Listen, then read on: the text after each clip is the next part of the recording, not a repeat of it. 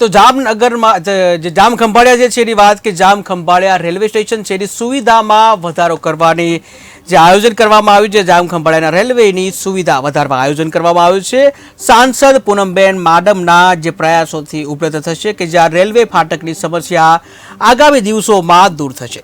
Salaya railway ફાટક પાસે બનશે 2 નવા અંડરબ્રિજ, જે અંદાજે રૂપિયા 10 કરોડના ખર્ચે બનાવાશે 2 અંડરબ્રિજ કે જે અંડરબ્રિજ બનાવવાની કામગીરી શરૂ કરી દેવામાં આવી છે. રેલવે ફાટકની સમસ્યાઓ આગામી દિવસોમાં બનશે ભૂતકાળ.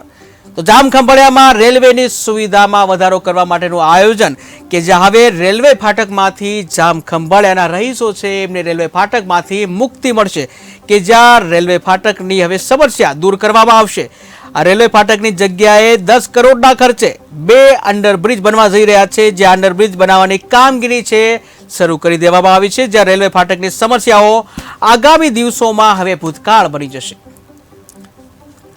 તો ભારતમાં જે રેલવે ફાટક જે છે રેલવે ફાટક મુક્ત ભારત બનાવવાની જે વાત છે તો તે અંતર્ગત જે જામ ખંભાળિયામાં જે રેલવે ફાટક છે એને હટાવી તેની જગ્યાએ 2 અંડરબ્રિજ જે 10 કરોડના ખર્ચે 2 અંડરબ્રિજ બનાવવામાં આવશે કે જ્યાં હવે ફાટકની સમસ્યામાંથી જામ ખંભાળિયાના રહીશોને મુક્તિ મળશે.